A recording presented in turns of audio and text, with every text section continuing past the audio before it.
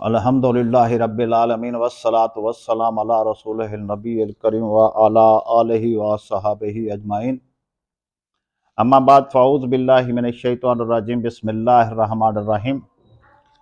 انما یرید اللہ لیذھب عنکم الرجس اہل البیت ویطہرکم تطہیرا، صدق اللہ العظیم۔ محترم و مکرم حاضرین و ناظرین حضرات، میں نے آپ کے سامنے پارہ نمبر 22 سورہ احزاب کی آیت نمبر 33 تلاوت کرنے کا شرف حاصل کیا۔ اس آیت کریمہ کی وضاحت کے بارے میں آپ کو چند باتیں پہلے گوش گزار کرتا چلوں۔ یہ آیت کریمہ آیت تطہیر کے نام سے بھی مشہور ہے۔ یہی آیت کریمہ کے معنی اور مفہوم کے حوالے سے پنجتن پاک کے نام انہی سے جانے جاتے ہیں، اسی آیت کریمہ سے جانے پہچانے جاتے ہیں۔ میں نے اس آیت کریمہ کے تحت اہل بیت کا محامد و محاسن اور ان کے خصائل بیان کرنے کی کوشش نہیں کرنی، ہاں البتہ کسی اور موقع پر انشاءاللہ بفضل تعالی اہل بیت کے تمام خصائص بیان کیے جائیں گے۔ میں نے اس آیت کریمہ میں موجود 2 یا 3 الفاظ جو موجود ہیں ان کی صرف گرامر کی روح سے ان کے معنی بیان کرنے کی کوشش کرنی ہے، تاکہ ہمیں پتہ چل جائے کہ اس آیت کریمہ میں کون کون لوگ شامل ہیں، اہل بیت کون کون ہیں، اور اس آیت کریمہ کا اصل مفہوم کیا ہے۔ معنوی لحاظ سے میں نے اس آیت کریمہ کو بیان کرنا ہے، اہل بیت کے خصائص کے حوالے سے بیان نہیں کرنا۔ ترجمہ پہلے سماعت کر لیں۔ انما یرید اللہ، اللہ ارادہ رکھتا ہے، یریدو ارادہ رکھتا ہے، اللہ تعالیٰ کی ذات چاہتی ہے، اللہ تعالیٰ کی ذات ارادہ رکھتی ہے، لیذھب دور کرنے کا، ہٹانے کا، آسان معنی ہے ختم کرنے کا، عنکم الرجس، انکم، ان کے معنی سے، کم کے معنی تم، رجس کے معنی میل کچیل ناپاکی، اہل البیت اے نبی کے اہل بیت۔ نبی کو ہم بریکٹ میں لکھ سکتے ہیں کیونکہ ذکر اسی اہل بیت کا ہے، اس لیے ترجمے میں ہم لفظ نبی استعمال کر لیں تو غلط نہیں ہوگا۔ اہل بیت سے رجس یعنی میل کچیل کو صاف کرنے کا اللہ تعالیٰ کی ذات ارادہ رکھتی ہے، چاہتی ہے۔ وَيُطَہِّرُكُمْ تَطْہِیرًا، اور اس کو پاک کرنا چاہتی ہے، وَيُطَہِّرَكُمْ، اور تمہیں پاک کر دے گی، تطہیرا، بالکل پاک صاف کر کے۔ آسان معنی یہی ہے کہ اللہ تعالیٰ کی ذات اے اہل بیت، اے نبی کے اہل بیت، اللہ تعالیٰ تم سے ناپاکی کو دور کرنا چاہتا ہے اور تمہیں خوب پاک صاف کرنا چاہتا ہے۔ یہاں یریدو کا معنی میں نے آپ کو بتایا، یریدو کا لفظی معنی ہے ارادہ کرنا، چاہنا۔ فعل حال کا اور فعل مستقبل یعنی فعل مضارع کا یہ صیغہ ہے، فعل ماضی کا صیغہ نہیں ہے۔ اس کا معنی ہے ارادہ کرنا، اس کا معنی ہے چاہنا۔ آگے لفظ ایک استعمال ہوا رجسن۔ رجس کیا ہے؟ رجس کئی معنی میں استعمال ہوتا ہے۔ ظاہری غلاظت کو بھی رجس کہتے ہیں، باطنی غلاظت کو بھی رجس کہتے ہیں۔ اگر ہم رجس میں یہ شامل کر لیں کہ قلبی کثافت جو ہے، قلبی میل جو ہے، باطنی میل، اس کو بھی رجس سے کہتے ہیں۔ دماغ کی جو غلاظت ہے، जिसे हम फिक्री कसाफत कह सकते हैं, इसको भी रिज्स कहते हैं। और लिसानी गिलाजत जो है, जो जुबान की गिलाजत है, गाली गलूच देना, बुरा भला करना, बददुआएं देना, ये सारी चीजें ये भी गिलाजत में शामिल है। तो ये भी कसाफत कहलाती है, गिलाजत कहलाती है, रिज्स कहलाता है। और हमारा जिस्म के साथ कोई बुरा अमल करना, बुरा काम करना, ये भी रिज्स में शामिल है। तो हम ये कह सकते हैं रिज्स का मानी हो गया जाहिरी और बातनी किसी भी किस्म की कोई गिलाजत या किसाफत, ये लफ्ज रिज्स में शामिल होती है। आगे एक लफ्ज इस्तेमाल हुआ इसमें, अहल बैत। अहल किसे कहते हैं? बैत का लफ्जी माना अरबी जबान में घर को कहते हैं। बैत की जमा बुयूत, बुयूत के मानी घरों। बैत का एक लफ्जी एक मानी शेर भी होता है, कपलेट जिसे अंग्रेजी में कहा जाता है, वर्स भी जिसे कहते हैं, कपलेट कहा जाता है, शेर भी होता है। जहां लफ्ज इसका मानी शेर हो वहां इसकी जमा अबियात होती है, जिस तरह हम आम तौर पर अबियात बाहू, अबियात फरीद ये इस्तेमाल करते हैं। तो यहां बैत के मानी घर। अहल का मानी समझना है, अहल किसे कहते हैं? तो पहले चूंकि कोई भी शरअ बयान करने वाला कुरान हकीम में इस्तेमाल होने वाले अल्फाज, अहादीस मुबारका में इस्तेमाल होने वाले अल्फाज, और अरब वाले जो अरबी जानते हैं, जिनकी जबान अरबी है, उनकी आम जबान में इस्तेमाल होने वाले लफ्जों को उठाकर हमेशा लुगत तरतीब दिया जाता है। और लुगत से ही तमाम छोटे बड़े तमाम उलमा कराम ये इस्तेफादा करते हैं। बड़े बड़े लुगत नवीस जिन्होंने अरबी के लुगत लिखे, उनके हवाले से देखते हैं कि वो अहले बैत का क्या मफहूम लेते हैं।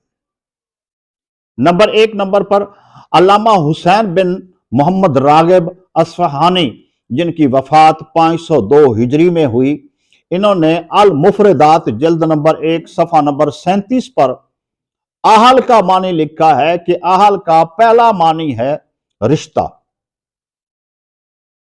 दूसरा मानी इन्होंने लिखा नस्ब, हस्ब नस्ब, तीसरा मानी है लायक, काबिल होना, जिस तरह ये शख्स इस पोस्ट का अहल नहीं, और अंग्रेजी में हम एलिजिबल का लफ्ज इस्तेमाल करते हैं, he is not eligible for this post. ये शख्स जो है इस पोस्ट का, इस ओहदे का अहल नहीं, लायक नहीं। एक मानी इसका अहल का बीवी है, एक मानी इस अहल का औलाद है, एक मानी इसका वाला वाली वाले हैं, मसलन अहले मोहल्ला, मोहल्ला वाले। एक इसका मानी बाशिंदा भी है, रहने वाले, यानी अहले मक्का, मक्का के रहने वाले, अहले मदीना, मदीना के रहने वाले। तो अल्लामा रागिब साहब ने अहल का मानी यह भी किया है कि घर वालों को भी अहल कहते हैं। मजाजन जो शख्स उनके नस्ब में शामिल हो उसको भी अहल कहा जाता है। यह अल्लामा रागिब साहब ने अपने लुगत अल मुफरदात में इनके ये अहल के मानी लिखे हैं। एक और साहब है जिन्होंने लुगत लिखा, अल्लामा मोहम्मद बिन मुकर्रम इब्ने मंजूर अल अफरीकी अल मिस्री, 711 हिजरी में इन्होंने वफात पाई। इन्होंने लिसानुल अरब लिखा, जल्द नंबर 11 सफा नंबर 29 पर इन्होंने लिखा कि नबी अकरम सल्लल्लाहु अलैहि वसल्लम के अहले बैत में उनकी अजवाज भी शामिल हैं, उनकी बेटियां भी शामिल हैं, और आपके दामाद हजरत अली अल मुर्तजा रजी अल्लाह तआला अन्हु भी शामिल है। ये अल्लामा मोहम्मद बिन मुकर्रम इब्ने मंजूर अल अफरीकी अल मिस्री ने अपनी लुगत लिसानुल अरब में इसको दर्ज किया, जल्द नंबर 11 पर सफा नंबर 29 पर। तीसरे लुगत नवीस जिन्होंने अरबी में लुगत लिखा, सैयद मोहम्मद मुर्तजा हुसैनी जुबैदी, जिन्होंने 1205 हिजरी में वफात पाई। इन्होंने ताजुल उरूस शरह अल कामूस जिल्द नंबर 7 और सफ़ा नंबर 217 पर इन्होंने कहा है कि आहल के मानी बीवी भी होता है और आहल के मानी औलाद भी होता है। नबी अकरम सल्लल्लाहु अलैहि वसल्लम के आले बैत में उनके अजवाज भी शामिल हैं, उनकी बेटियां भी शामिल हैं और उनके दामाद हजरत अली मुर्तज़ा रज़ी अल्लाह तआला अन्हु भी शामिल हैं। यहां ये एक बात वजाहत करता चलूं, उन्होंने बेटी नहीं लिखा, बेटियां लिखा है कि नबी अकरम सल्लल्लाहु अलैहि वसल्लम की जितनी बेटियां हैं वो भी आले बैत में शामिल हैं। और चौथे नंबर पर अलामा मोहम्मद ताहिर पटनी, 982 हिजरी में इनका विसाल हुआ। ये पटना के इंडिया के रहने वाले थे। इन्होंने मजमा बहारुल अनवार में जिल्द नंबर 1 सफ़ा नंबर 134 पर इन्होंने लिखा है कि आपकी अजवाज आपके अहले बैत में हैं, लेकिन ये वो अहले बैत नहीं है जिन पर सदका हराम है। आले बैत के अलामा मोहम्मद ताहिर पटनी ने दो हिस्से कर दिए कि आले बैत में अजवाज मुताहरात भी शामिल हैं और आले बैत में वो लोग शामिल हैं जिन पर सदका हराम है। ये हमने जानने की कोशिश की कि लुगत वाले हजरात ने आहले बैत का क्या मफहूम लिया है। मोहतरमों को मुकर्रम सामीन, आहले बैत के बारे में मुख्तलिफ अगर तफासिर को पढ़ा जाए, मुख्तलिफ अहदीसों का जायजा लिया जाए तो उनमें 3 ग्रुप सामने आते हैं। नंबर पहला ग्रुप जिसमें हजरत आयशा सिद्दीका रजी अल्लाह ताला अन्हा शामिल हैं, हजरत उम्मे सलमा रजी अल्लाह ताला अन्हा शामिल हैं, हजरत अनस बिन मालिक रजी अल्लाह ताला अन्हु शामिल हैं, हजरत अबू सईद खुदरी रहमतुल्लाह रजी अल्लाह ताला अन्हु ये भी शामिल हैं। इन चारों के मुताबिक आहले बैत का मतलब है हजरत अली मुर्तज़ा रजी अल्लाह ताला अन्हु और हजरत बीबी फातिमा रजी अल्लाह ताला अन्हा के बतन मुबारक से पैदा होने वाली औलाद, और ये हजरत अली और हजरत बीबी फातिमा रजी अल्लाह ताला अन्हा ये शामिल हैं। हजरत आयशा सिद्दीका रजी अल्लाह ताला अन्हा, हजरत उम्मे सलमा रजी अल्लाह ताला अन्हा जो कि पाक नबी सल्लल्लाहु अलैहि वसल्लम की ज़ौजा मोहतरमा हैं, हजरत आयशा सिद्दीका भी ज़ौजा मोहतरमा हैं, हजरत अनस बिन मालिक जो पाक नबी सल्लल्लाहु अलैहि वसल्लम के खादमीन में जिनका शुमार है, 10 साल तक वो आपकी खिदमत में रहे, और हजरत अबू सईद खुदरी रजी अल्लाह ताला अन्हु इनके मुताबिक हजरत अली मुर्तज़ा रजी अल्लाह ताला अन्हु, हजरत बीबी फातिमा तो ज़हरा रजी अल्लाह ताला अन्हा, हजरत हसनैन करीमैन रिज़वानुल्लाह ताला अलैहिम अजमईन ये आले बैत में शुमार हैं। एक और गिरोह है जिनमें हजरत अब्दुल्ला बिन अब्बास रजी अल्लाह ताला अन्हु और हजरत अकरमा रजी अल्लाह ताला अन्हु शामिल हैं। वो ये कहते हैं कि अजवाज इसमें आहले बैत में सिर्फ अजवाज मुताहरात शामिल हैं। जबकि तीसरा गिरोह है हजरत ज़ुहाक जो कि ताबी गुजरे हैं, उन्होंने फरमाया है कि आहले बैत में नबी अकरम सल्लल्लाहु अलैहि वसल्लम की अजवाज यानी पाक नबी सल्लल्लाहु अलैहि वसल्लम की जितने भी अजवाज मोहतरमा हैं वो शामिल हैं, और हजरत अली मुर्तज़ा रजी अल्लाह ताला अन्हु और हजरत बीबी फातिमा रजी अल्लाह ताला अन्हा और हजरत हसनैन करीमैन ये भी शामिल हैं। वो दोनों गिरोह को शामिल करता है।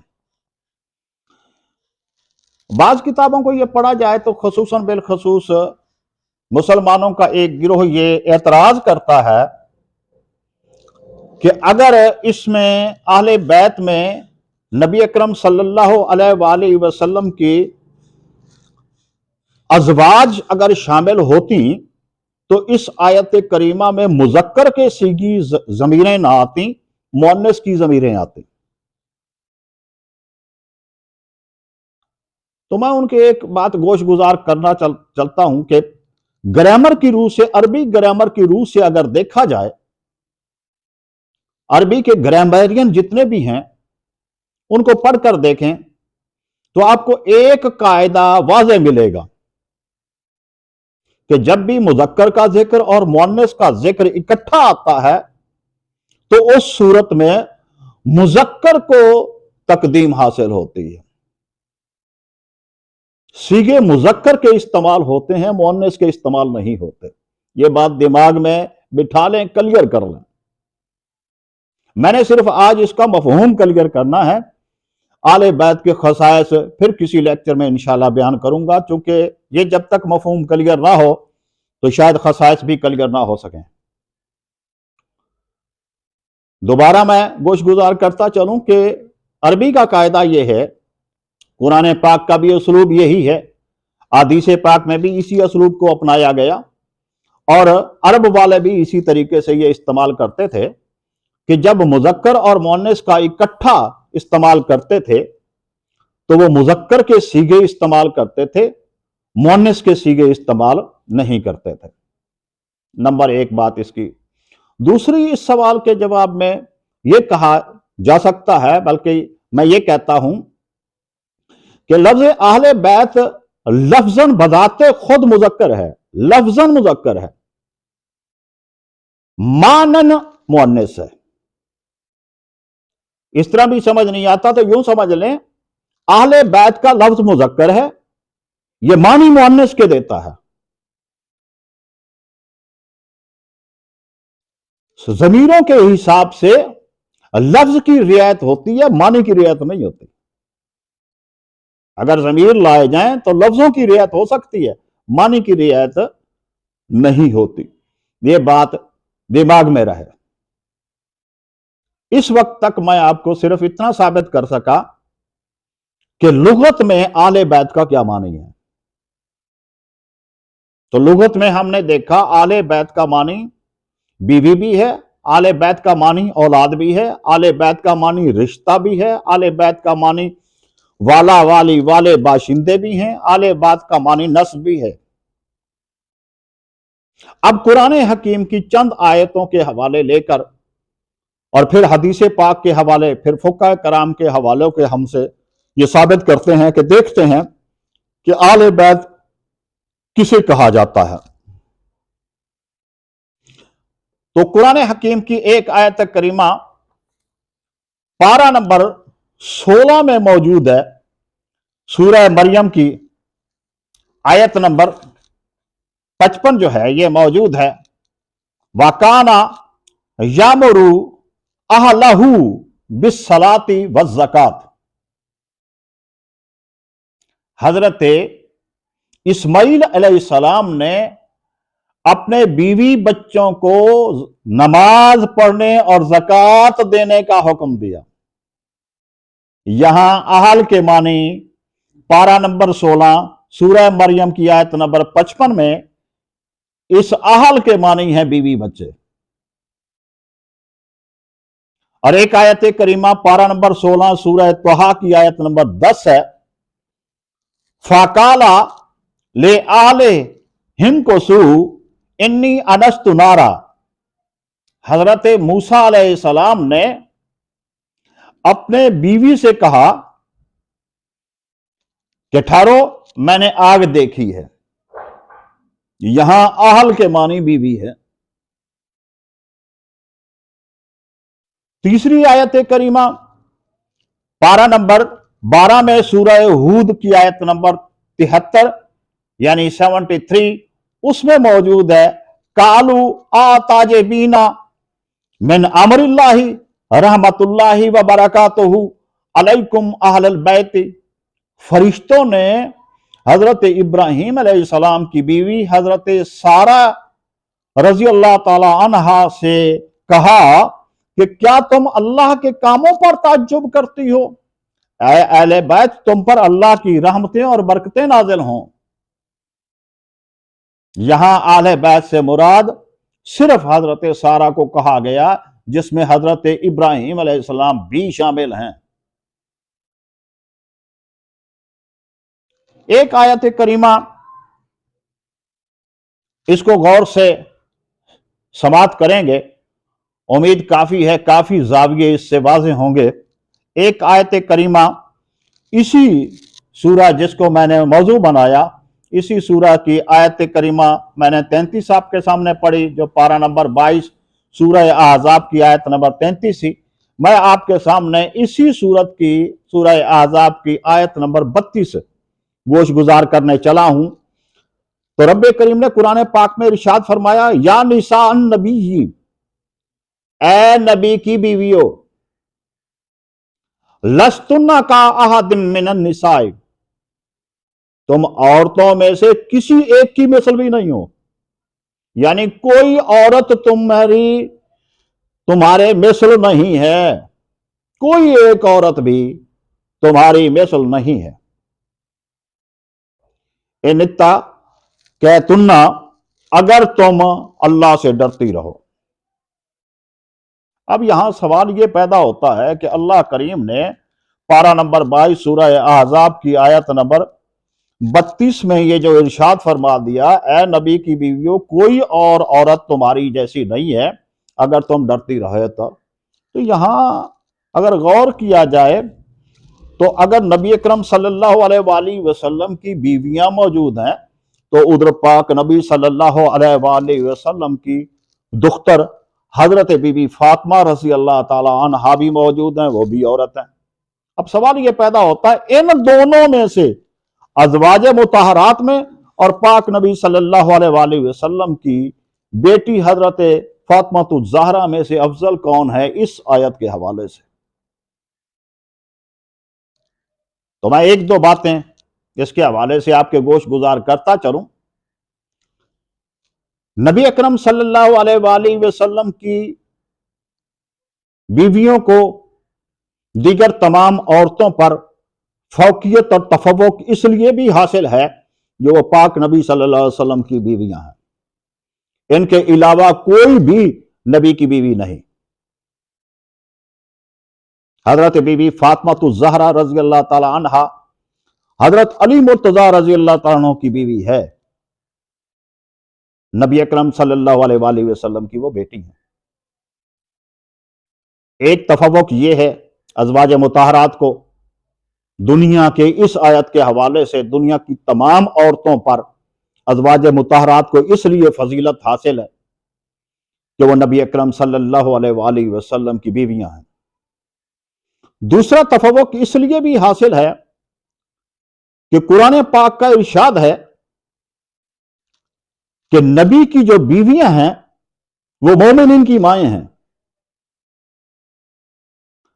اگر ہم حضرت بی بی عائشہ صدیقہ رضی اللہ تعالی عنہا کو حضرت ابو بکر صدیق رضی اللہ تعالیٰ عنہ کے حوالے سے دیکھیں تو حضرت ابو بکر صدیق کی حضرت عائشہ صدیقہ رضی اللہ تعالیٰ عنہ بیٹی ہیں، لیکن اگر محمد مصطفیٰ صلی اللہ علیہ وآلہ وسلم کے حوالے سے دیکھیں اور یہ دیکھیں تمام مومنین کی ماں ہے تو پھر حضرت ابو بکر صدیق رضی اللہ تعالیٰ عنہ کی وہ ماں ہوگی۔ حضرت حفصہ رضی اللہ تعالیٰ عنہا کو اگر دیکھا جائے محمد مصطفیٰ صلی اللہ علیہ وآلہ وسلم کے حوالے سے تو وہ آپ کی زوجہ محترمہ ہے، اور اگر حضرت عمر فاروق رضی اللہ تعالیٰ عنہ کے حوالے سے دیکھا جائے تو وہ ان کی بیٹی ہیں۔ ایک طرف وہ بیٹی بھی ہیں، دوسرے حوالے سے پاک نبی صلی اللہ علیہ وسلم کے حوالے سے وہ ماں بھی ہے۔ اب اگر یوں دیکھا جائے تو ابو بکر صدیق رضی اللہ تعالیٰ عنہ کی مائیں ہیں امہات المومنین، حضرت عمر فاروق کی مائیں ہیں، حضرت عثمان غنی کی مائیں ہیں، تمام اہل ایمان کی مائیں ہیں، تمام صحابہ کرام کی وہ مائیں ہیں، حتیٰ کہ حضرت علی المرتضی رضی اللہ تعالیٰ عنہ کی وہ مائیں ہیں، حضرت بی بی فاطمہ الزہرا رضی اللہ تعالیٰ عنہ کی وہ مائیں ہیں، حسنین کریمین کی وہ مائیں ہیں، تمام اصحاب کی مائیں ہیں، تمام صحابیات کی وہ مائیں ہیں، اور ماں کا درجہ ہمیشہ افضل ہوتا ہے۔ لیکن ان تمام فضیلتوں کے حوالے سے جو ان کو حضرت بی بی فاطمہ الزہرا رضی اللہ تعالیٰ عنہا پر بھی ہیں، ایک سب سے اہم بات اور غور طلب بات ہے کہ نبی اکرم صلی اللہ علیہ وآلہ وسلم نے جب حضرت بی بی فاطمہ الزہرا رضی اللہ تعالیٰ عنہا کے بارے میں یہ ارشاد فرما دیا کہ یہ میرے جگر کا ٹکڑا ہے، میرے جسم کا حصہ ہے، تو پھر استاد ناصر یہی کہتا ہے کہ ازواج مطہرات کا مقام پھر نیچے رہ جاتا ہے اور حضرت بی بی فاطمہ الزہرا رضی اللہ تعالیٰ عنہ کا مقام اس حوالے سے تمام عورتوں پر بلند ہو جاتا ہے۔ پھر حضرت بی بی فاطمہ الزہرا چونکہ نبی اکرم صلی اللہ علیہ وآلہ وسلم کے خون کا حصہ ہے، ان کے بدن کا حصہ ہیں، इसलिए उनको दीगर तमाम औरतों पर फिर फजीलत हासिल होगी। और अगर सिर्फ अजवाज के हवाले से देखा जाए, मोमिनिन के हवाले से देखा जाए, फिर अजवाज मुतारात सद पर अफजल होंगे। आले बैत को हम अहादीस के हवाले से भी साबित कर सकते हैं कि सबसे पहले हदीस सुनन तिरमिज़ी में मौजूद है, हदीस नंबर 3787, अल मौजमुल कबीर में मौजूद है 2663 नंबर हदीस, सवाए के मुहरिका में मौजूद है हदीस नंबर 144, सफ़ा नंबर 144 पर यह मौजूद है कि हजरत बीबी उम्मे सलमा रज़ी अल्लाह ताला अन्हा के घर नबी अकरम सल्लल्लाहु अलैहि वसल्लम तशरीफ फरमा थे। आपके पास हजरत बीबी फातिमा रजी अल्लाह ताला अन्हा तशरीफ लाई। आपके दोनों नवासे भी आपके पास तशरीफ लाए। आपने एक नवासे को हजरत हुसैन पाक को अपने दाई रान पर और हजरत हसन पाक को बाई रान पर बिठा लिया और हजरत बीबी फातिमा तो ज़हरा रजी अल्लाह ताला को बुलाया, क्योंकि उस वक्त आपके ऊपर एक स्याह रंग की यमनी चादर थी। आपने उनको चादर में छुपा लिया। इतने में हजरत अली अल मुर्तज़ा रजी अल्लाह ताला अन्हु भी तशरीफ ले आए। आपने उनको भी बुला लिया। वो आपकी कमर के पीछे बैठ गए और आपने उनके ऊपर चादर देकर फरमाया, ऐ रब्बे करीम मौला, ये मेरे अहले बैत हैं, इनसे तमाम किस्म की कसाफतें, तमाम किस्म का रिज्स दूर फरमा दे। और ये दुआ फरमाई। इतने में हजरत उम्मे सलमा रजी अल्लाह ताला अन्हा ने चादर को एक तरफ से उठाकर कहा, ऐ या रसूलुल्लाह सल्लल्लाहु अलैहि वसल्लम, क्या मैं अहले बैत में शुमार नहीं? सुनन तिरमिज़ी में जो हदीस मौजूद है उसका मानिए आप खैर से हैं। खैर से का यह मतलब नहीं है कि आप शामिल नहीं हैं। खैर से का यह मतलब नहीं है, निगेट नहीं करता। अगर निगेट करता है तो फिर माजमुल कबीर में वाज़े तौर पर लिखा होता है। आपने फरमाया क्यों नहीं। सवाए के मुहरिका में भी यही लिखा हुआ है कि क्यों नहीं शामिल आप। तो साबित यह हुआ अज़वाज मुतारात भी शामिल हैं, क्योंकि अगर इस पर आमतौर पर भी देखा जाए, कागजों पर आलो अयाल लिखा होता है इनविटेशन पर, अपनी बीवी को भी लाना है, बच्चों को भी लाना है। बीवी बच्चे, अगर अहाल में बीवी ही शामिल नहीं है, ज़ौजा ही शामिल नहीं है, तो वो तो सिलसिला ही मुकम्मल नहीं होता, मफ़हूम ही मुकम्मल नहीं होता किसी भी तरीके से। और एक हदीस पाक सही मुस्लिम में मौजूद है, हदीस नंबर 2408 और सुनन अल कुबरा लिल निसाई में हदीस नंबर मौजूद है 8175। इसमें हजरत ज़ैद बिन अरकम रज़ी अल्लाह ताला अन्हु फरमाते हैं कि आपकी अज़वाज अहले बैत से हैं, लेकिन ये वो अहले बैत नहीं है जिन पर सदका हराम है। हजरत हुसैन रज़ी अल्लाह ताला अन्हु, एक सहाबी मौजूद थे, उन्होंने हजरत ज़ैद बिन अरकम से पूछा कि फिर इनमें कौन से आले बैत शामिल हैं जिन पर सदका हराम है। तो आपने फरमाया आले जाफर, जिनको हम जाफर तैयार कहते हैं, जो हजरत अली अल मुर्तज़ा रज़ी अल्लाह ताला अन्हु के सबसे बड़े भाई हैं, उनकी आल ये आले बैत में शुमार है, इन पर सदका हराम है। आले अकील, ये भी हजरत अली अल मुर्तज़ा रज़ी अल्लाह ताला अन्हु के भाई हैं, जिनके बेटे मुस्लिम बिन अकील करबला में गए थे, इनकी आल पर भी सदका हराम है। आले अब्बास, जो पाक नबी सल्लल्लाहु अलैहि वसल्लम के चचा हैं, उन पर भी सदका हराम है। और आले अली खसूसन बिलखुसूस, जो हजरत बीबी फातिमा तो ज़हरा रज़ी अल्लाह ताला अन्हा के बतन मुबारक से हैं, इन पर भी सदका हराम है। साबित यह हुआ हजरत ज़ैद बिन अरकम से जो हदीस मौजूद है, उसमें यह है कि अहले बैत से मुराद जिन पर सदका हराम है वो ये घराने हैं। اب ہم نے دیکھنا ہے کہ فقہا کرام جو ہے یہ اہل بیت کے بارے میں کیا کہتے ہیں۔ امام فخر الدین رازی رحمۃ اللہ علیہ جو کہ 606 ہجری میں جن کا وصال ہوا، انہوں نے تفسیر کبیر جلد نمبر 9 صفحہ نمبر 168 پہ یہ تفسیر بیروت میں چھپی 1415 ہجری میں۔ اس میں امام فخر الدین رازی رحمۃ اللہ علیہ فرماتے ہیں کہ آپ کے اہل بیت میں آپ کی اولاد شامل ہے، آپ کی ازواج شامل ہیں، اور حضرت بی بی فاطمہ الزہرا کی نسبت سے حضرت علی مرتضیٰ رضی اللہ تعالیٰ عنہ اور حسنین کریمین بھی شامل ہیں۔ یہ کنہوں نے فرمایا؟ امام فخر الدین رازی رحمۃ اللہ علیہ نے تفسیر کبیر میں فرمایا۔ اور ایک اور فقی ملا علی قاری جنہوں نے 1014 ہجری میں وفات پائی، انہوں نے مرکات میں جو شرح مشکات کی شرح ہے، مشکات کی جو شرح ہے مرکات میں جلد نمبر 10 کے اندر صفحہ نمبر 503 پر یہ مکتبہ حقانیہ پاکستان پشاور میں موجود ہے، وہاں سے یہ چھپی تھی۔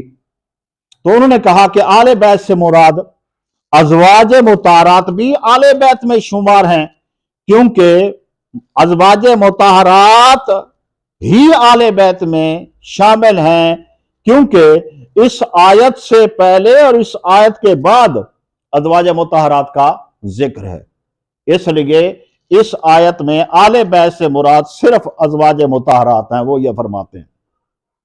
علامہ محمد اسماعیل حقی جنہوں نے 1137 ہجری میں وفات پائی، انہوں نے روح البیان جلد نمبر 7 جو ہے صفحہ نمبر 204 یہ بھی بیروت میں چھپی ہے، 1421 ہجری میں یہ چھپی۔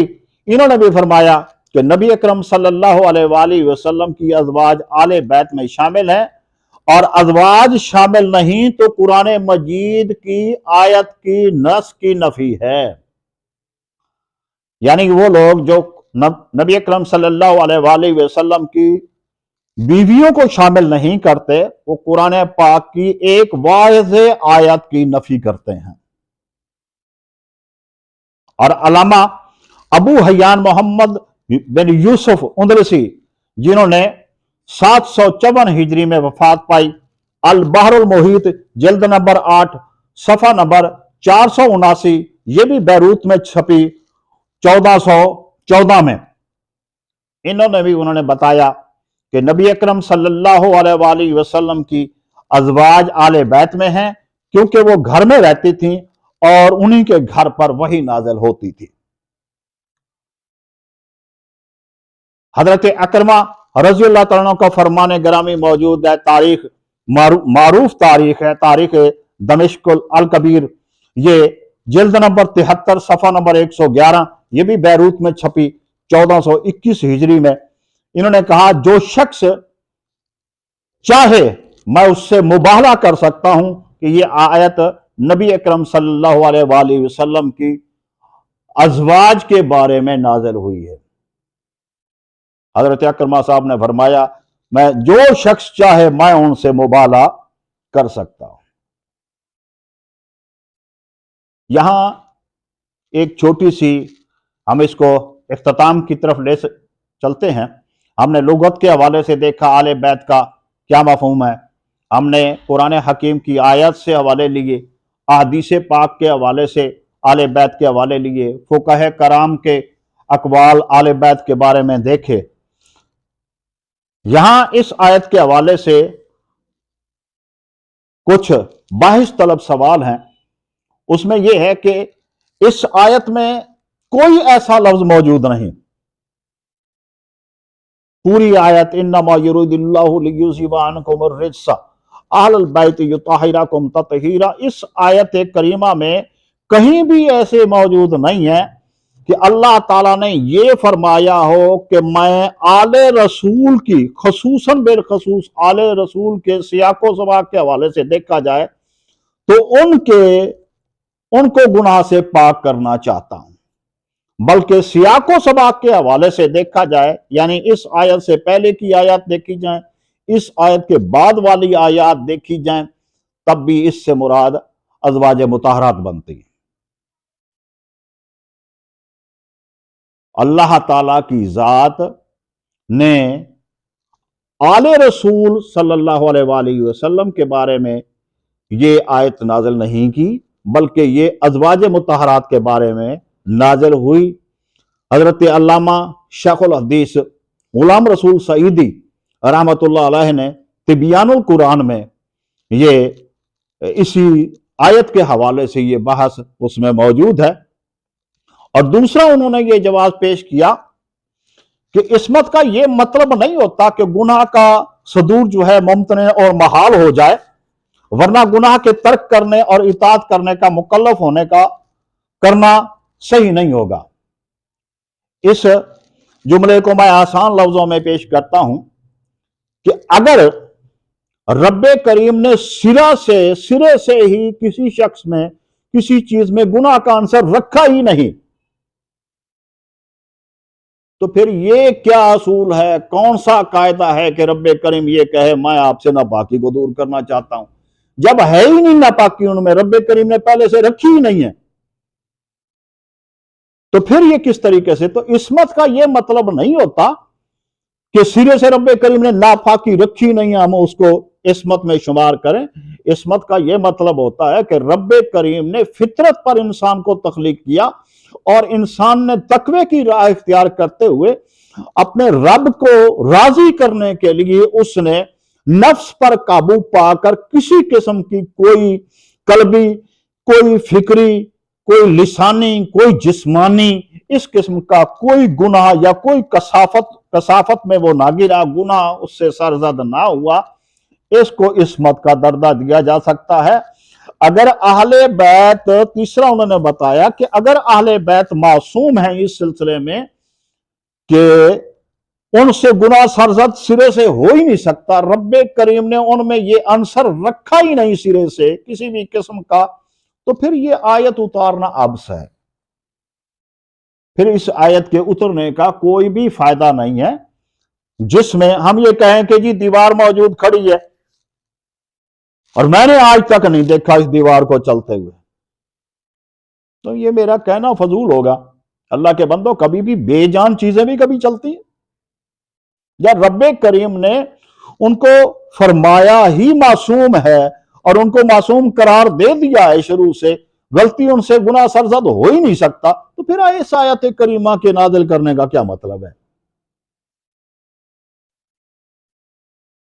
انما یرید اللہ کے حوالے سے بھی ایک چھوٹا سا نقطہ بیان کرتا چلوں۔ اللہ تعالیٰ نے یہ نہیں کہا کہ میں نے دور کر دیا، اللہ تعالیٰ نے یہ فرمایا میں ارادہ کرتا ہوں، میں چاہتا ہوں۔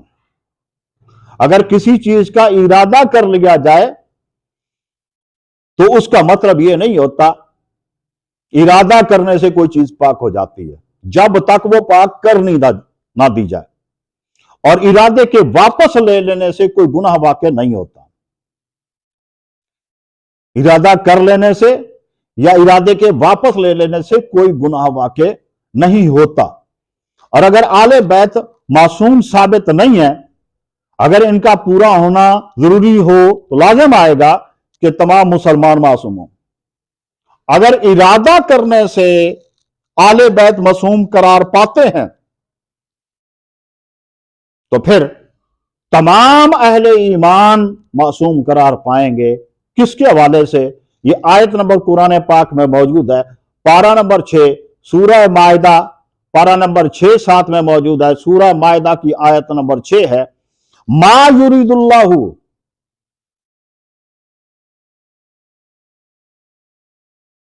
اللہ تعالی لی یجعل علیکم من حرج، اللہ تعالی ارادہ نہیں رکھتا، اللہ تعالیٰ نہیں چاہتا کہ تمہیں تنگی میں ڈالے۔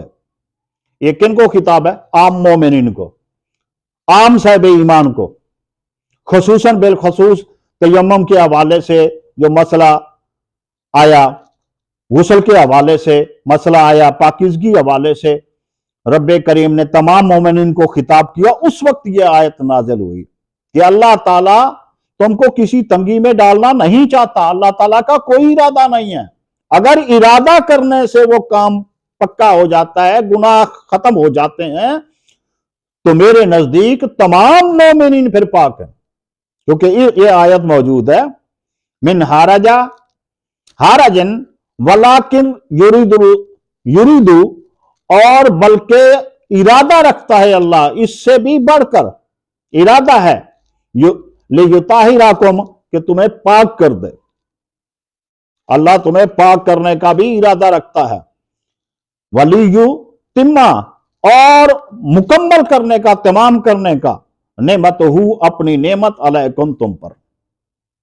वो पीछे तो सिर्फ युताहिराकुम ततहीरा था कि अल्लाह तुम्हें मुकम्मल तौर पर पाक करने का इरादा रखता है। यहां तो आम मोमिनीन के लिए यह आयत मौजूद है कि मैं इरादा रखता हूं कि तुम्हें तंगी में ना डालूं, मैं इरादा रखता हूं कि तुम्हें पाक साफ कर दूं, और सिर्फ पाक साफ ना करूं बल्कि अपनी नेमतों का भी तमाम कर दूं, मुकम्मल नेमतें तुम पर खत्म कर दूं। तो उस हवाले से अगर इरादे के हवाले से यह मानी जाना जाए कि इरादा अल्लाह ने कर लिया तो हो गया, और इरादे से वापस कर लिया तो नाउज़ बिल्लाह गुनाह होगा, ऐसी कोई बात नहीं है। रब्बे करीम ने उस आयत करीमा में भी यही जिक्र किया है। और आखिर में एक गोश गुजार एक छोटी सी अर्ज पेश करता हूं अपने मुताले के हवाले से कि आले बैत में याद रखें, नबी अकरम सल्लल्लाहु अलैहि वसल्लम के जो साहिब ईमान रिश्तेदार हैं, वो सारे के सारे नबी अकरम सल्लल्लाहु अलैहि वसल्लम की अज़वाज मुताहरात, नबी अकरम सल्लल्लाहु अलैहि वसल्लम की तमाम तर बेटियां जो हयात रहीं, और नबी अकरम सल्लल्लाहु अलैहि वसल्लम की खसूसन बिलखसूस हजरत अली अल मुर्तज़ा, हजरत बीबी फातिमा ज़हरा और हजरत हसनैन करीमैन जो हजरत बीबी फातिमा ज़हरा रज़ियल्लाहु अन्हा के बतन मुबारक से हैं, ये सारे अहले बैत में शुमार हैं। मेरे तमाम अहले ईमान से यही गुजारिश है कि अपने ईमान और अकीदे के मुताबिक इसी को पुख्ता करें, इन्हीं पर यकीन रखें, और नबी अकरम सल्लल्लाहु अलैहि वसल्लम के घराने में इन्हीं को शुमार करें। यही अहले बात में शुमार होते हैं, किसी एक के लिए मखसूस ना करें। ऐसा ना हो कि रब्बे करीम की ज़ात, उसके प्यारे हबीब औरों को भी शामिल कर लें और आपसे एक जुज़ मिस हो जाए। तो मेरे मुताबिक यही है कि तमाम का एहतराम ज़रूरी है। नबी के घराने के जितने भी लोग हैं वो पाक नबी सल्लल्लाहु अलैहि वसल्लम के हवाले से सबसे ज़्यादा मुकद्दम है। उनका एहतराम जितना किया जाए थोड़ा है, उनकी औलाद का एहतराम जितना किया जाए कम है। यही हमारे ईमान का हिस्सा है, यही हमारी मोहब्बत का हिस्सा है। और जब तक हम इन लोगों से, नबी अकरम सल्लल्लाहु अलैहि वसल्लम की ज़ात ग्रामी से और आपकी अज़वाज मुताहरात और आपके आले बैत से जब तक अपनी मोहब्बत को कामिल नहीं कर सकते, हम उस वक्त तक दावा नहीं कर सकते कि हमारी मोहब्बत जो है वो कामिल है। वमा अलैना इल्लल बलागुल मुबीन।